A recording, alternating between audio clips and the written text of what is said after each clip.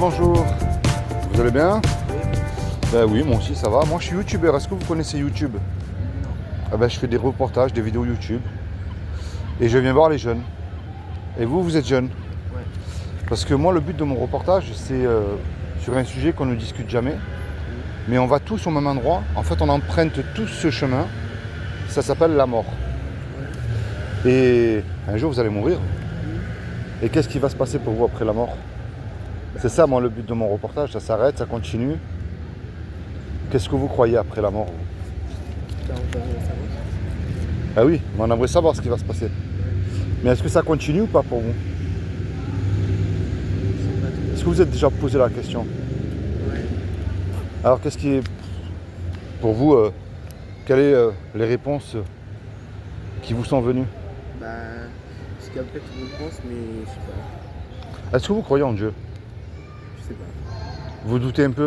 Ouais, c'est ça. D'accord. Vous êtes plus quoi, musulman, chrétien? Bah, j'ai une famille qui est musulmane, mais moi je suis pas musulman. D'accord, ok. Ben moi je vais vous montrer une porte. Et dès que je m'en vais, libre à vous de l'ouvrir. Je ne vous juge pas non plus, même si on ne se connaît pas, malgré notre différence d'âge. Je ne remplis ni une église, ni une mosquée. Je ne suis pas un témoin de Jéhovah, ni rien de tout ça. Voilà. Moi, je vous montre une porte, après, c'est à vous de voir. Prouver que Dieu existe, c'est facile. Prouver qu'il n'existe pas, on ne peut pas. Moi, je défie quiconque de me prouver là en quelques minutes que Dieu n'existe pas.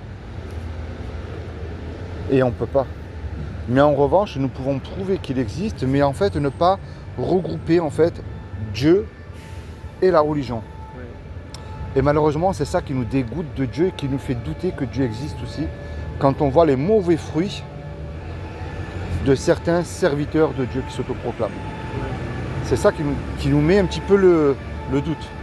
Vous allez voir, quelle est la preuve que quelqu'un a fabriqué votre téléphone? C'est très simple, vous allez voir. Quelle est la preuve que quelqu'un a fabriqué votre téléphone? C'est le téléphone en lui-même. Oui. Imaginez que je vous dise, vous voyez jeune homme, votre téléphone, il s'est fabriqué tout seul. Au cours des milliards d'années, c'est un caillou, puis ça a évolué, c'est devenu un téléphone. Je vais aller même beaucoup plus loin. Hein. Pour moi, une explosion ne construit rien, mais détruit. Boum, il y a eu une explosion et tout s'est formé, tout s'est fabriqué tout seul. Vous allez me rire au nez. Ouais. Vous allez dire, celui-là, il est fou. S'il y a un téléphone, il y a bien quelqu'un qui l'a dessiné, qui l'a créé. Ouais. C'est ce qui s'appelle un créateur. Ouais. Ben maintenant, regardez, aussi simple que ça. S'il y a une création, il y a forcément un créateur derrière. Et puis un fait scientifique, rien ne peut rien créer tout seul. Nous, on reproduit, mais on est incapable de créer quelque chose à partir de rien. Eh bien moi, ce créateur que j'appelle Dieu, pas le Dieu d'une religion, Dieu, l'unique, seul, ou une grosse intelligence, si vous préférez, a créé des lois qui existent qu'on ne peut pas nier. 1. La loi de la pesanteur. Deuxièmement, la loi de l'aérodynamique. Enfin, il y a encore des tas d'autres lois qui régissent notre monde. Vous prenez une tomate ici, ou un melon, ou un cerisier, ne poussera jamais au pôle Nord. On est d'accord? Et maintenant, tous les deux, même si on ne se connaît pas, ce créateur a gravé une loi dans votre cœur et dans le mien. C'est la loi morale, les 10 commandements.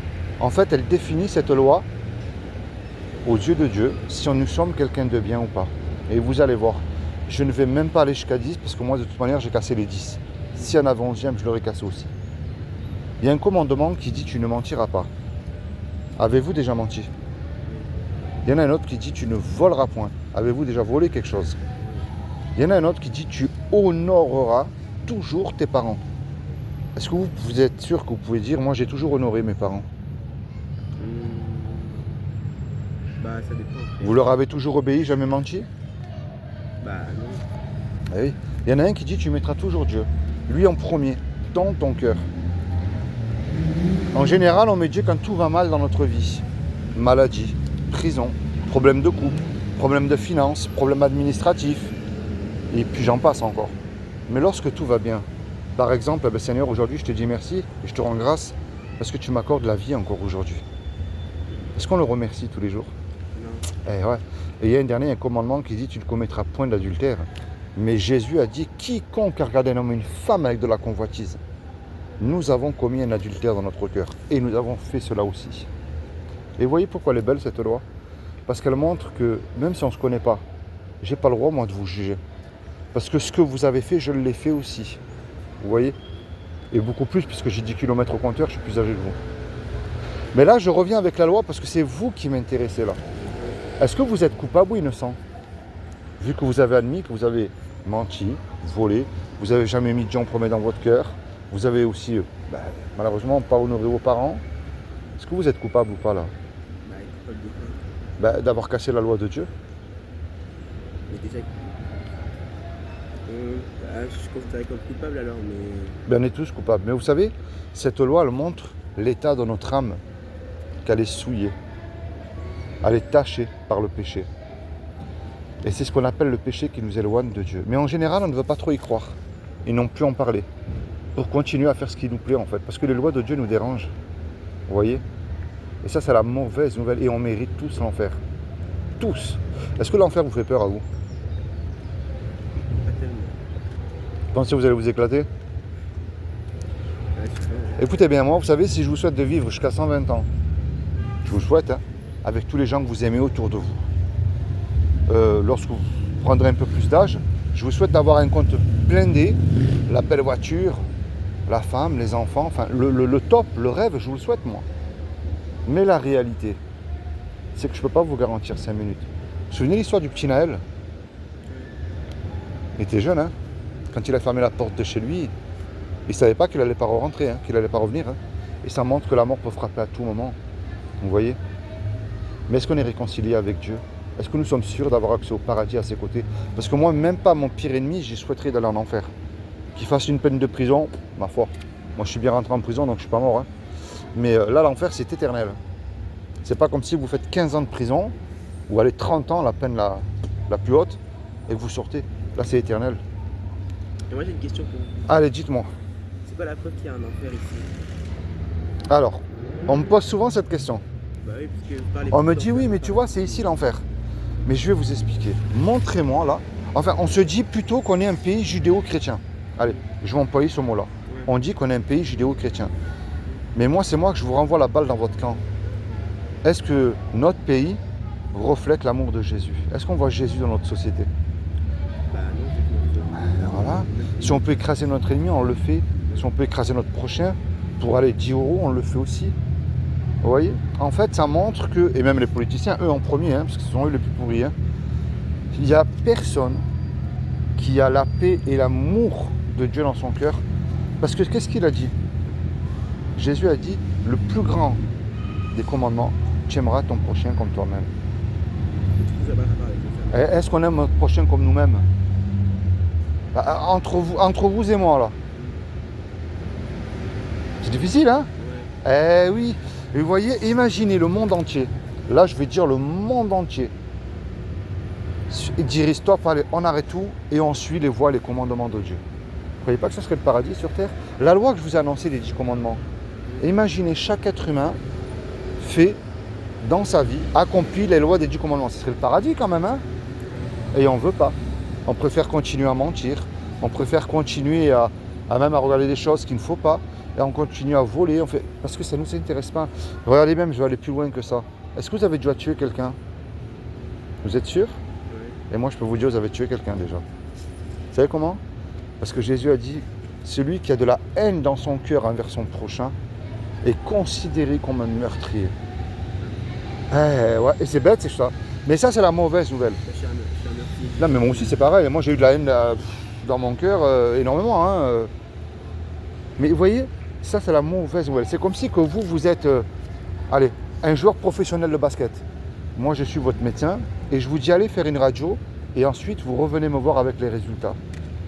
Vous faites ce que je vous dis, vous allez faire une radio, vous me donnez les résultats et je vous dis, là, il y a un problème. Et vous dites, mais là, on veut rigoler ou quoi? Je cours tranquillement, j'ai pas de problème, je ne suis pas essoufflé. Et je vous montre que c'est le péché. Et en fait, c'est le péché qui nous éloigne de Dieu et qui nous envoie en enfer. Mais ça, c'est la mauvaise nouvelle. Moi, je vous amène quand même une bonne nouvelle de bon matin. C'est largement mieux. Est-ce que vous savez ce que Dieu a fait pour vous par amour il y a un peu plus de 2000 ans maintenant? Est-ce que vous savez ce que Dieu a fait pour vous par amour il y a un petit peu plus de 2000 ans pour vous éviter d'aller en enfer? Il est mort pour nos péchés, je sais pas quoi. Ouais. Et c'est ça la bonne nouvelle. Et moi, c'est lui que je vous amène, c'est ça que je vous amène. C'est pas une religion, Jésus n'est pas une religion. Alors aujourd'hui, effectivement, on en fait une religion pour s'en mettre plein les poches. Mais je peux vous le garantir à 100% que même tous ces prédicateurs célèbres que vous pouvez avoir sur tous les réseaux sociaux ne le connaissent pas. Ce qu'ils connaissent, c'est leur portefeuille. Au nom de Jésus. Lui, par contre, c'est différent. Il a dit, quiconque croit que Jésus est ressuscité du royaume des morts le 3e jour, il aura la vie éternelle à mes côtés. Mais dans la Bible, il n'y a pas écrit qu'il faut allumer des cierges, qu'il faut prier Marie, qu'il faut s'asseoir dans une église. Non, il a dit de croire. Mais le problème de croire, c'est bien. Il y en a qui me disent de différentes religions, ah nous on croit en Jésus, c'est très bien. Mais les démons aussi, ils existent et ils croient en Jésus. Et ils tremblent. Parce qu'eux, par contre, le connaissent, ils savent ce qui va leur arriver. Alors moi, ce que je vous amène demain matin, ce n'est pas une invitation dans une église, ni dans une assemblée évangélique, ni dans aucun bâtiment, ni dans une secte, rien du tout. Moi, ce que je vous amène, c'est Jésus de bon matin, c'est-à-dire que vous prenez conscience, et il n'y a pas d'âge, et je vous le dis avec un grand amour et un grand respect. C'est que vous prenez conscience que vous êtes pécheur aux yeux de Dieu. Pécheur, c'est-à-dire, par exemple, de ne pas croire, de ne pas placer sa foi en lui. Parce que vous pouvez trouver des gens qui sont très bien dans la société, qui n'ont aucun casier judiciaire vierge, qui font du bien autour de eux. Mais leur plus grand des péchés, vous savez, c'est quoi? C'est qu'ils ne croient pas en Dieu, parce que les démons ne sont pas assez stupides pour dire de leur bouche que Dieu n'existe pas. Vous voyez? Imaginez tous les deux là, allez, on va faire un kiff, on fait un braquage. On se fait serrer, on passe devant le tribunal, le juge il nous dit, oui, je vous laisse une chance. Vous me donnez 10 000 € de caution, je vous envoie tous les deux 15 ans en prison. On n'a pas l'argent. Et on ne peut pas dire, ah moi monsieur le juge, sur la vie de ma mère, je ne recommencerai plus, vous êtes bon miséricordieux, laissez-moi partir. Ça ne marche pas ça. Oui. On se regarde tous les deux dans les yeux, on ne sait plus quoi faire. Mais attention, il vient tout à coup un homme qu'on ne connaît pas. Et cet homme-là, par amour pour nous, il décide de payer la caution à notre place. Mais imaginez-vous dans le film, cet homme qui a donné l'argent au juge pour nous, il se présente en retour devant nous là. Qu'est-ce qu'on va dire à cet homme-là qui a payé la caution? Sincèrement, on ne va pas lui cracher dessus, on ne va pas lui tourner le dos, on ne va pas lui dire ah, merci, ciao. On va le remercier. S'il te demande un service, tu vas aller lui rendre. Ce qui est normal, quelqu'un qui te fait du bien, en général, tu essayes de lui rendre en bien. Ben, tu vois cette image-là, c'est ce que tu as dit tout à l'heure. C'est quand Jésus est mort à la croix, il est mort pour nos péchés. Son sang a coulé pour nous. Et ce qu'il te demande aujourd'hui, c'est qu'il frappe à la porte de ton cœur. Un être humain te décevra, mais lui ne t'abandonnera jamais. Elle est là la différence. Et moi, ce que je t'encourage à faire, c'est à lire la Bible. Alors tu sais, aujourd'hui, on lit plus beaucoup. On se dit, ouais, c'est un livre religieux, je m'en fous. Pas du tout, pas du tout, pas du tout. C'est un livre historique que tu vas retrouver à travers l'histoire et l'archéologie. L'archéologie, c'est une science. Tu prends Abraham, Noé, Moïse, tu ne peux pas dire qu'ils n'ont pas existé, ces hommes-là. Mais ce qu'il n'y a dans aucun livre, et là je te mets le point sur religieux, c'est des prophéties accomplies à la lettre, pas par de faux prophètes, des vrais. Tu as la chute de l'Irak de Saddam Hussein, tu as le rétablissement d'Israël, tu as encore des tas d'autres prophéties qui se sont accomplies qu'on peut prouver aujourd'hui. Mais tu en as d'autres qui sont en train d'arriver aujourd'hui à une vitesse incroyable. Et moi, c'est ça que je t'emmène, c'est Jésus et la Bible, pas plus. Ce que les gens disent, je t'en manque. Ce qui est dans ton cœur, toute cette tristesse, cette haine, cette colère, tu la mets devant les pieds de Jésus, tu lui dis, aide-moi, tu vois dans la situation dans laquelle je me trouve, tu vois ce qu'il y a dans mon cœur. C'est lui que je t'emmène. Et lui, il ne peut pas balancer. C'est entre toi et lui. Est-ce que tu as déjà lu la Bible? Ouais, mais j'ai pas lu en entier. Tu l'as pas lu en entier. Est-ce que tu as une Bible déjà? Ouais, c'est bon. Tu as une Bible chez toi. Et moi, je t'encourage à la relire. Ce que tu comprends, tu le mets en pratique. Ce que tu ne comprends pas, on ne peut pas te juger, te condamner pour quelque chose que tu n'as pas compris. Mais par contre, ce que tu comprends, oui, je te prends le mensonge, c'est plus simple. Là, tu vas dire sur le banc, si je mens, j'en ai rien à foutre, personne ne me sait. Mais tu vas dire, attends, là, il y a un problème. Si je continue à mentir, ça veut dire que moi-même, je le remets sur la croix et que je lui crache dessus. Je décide de ne pas mentir et de suivre Jésus.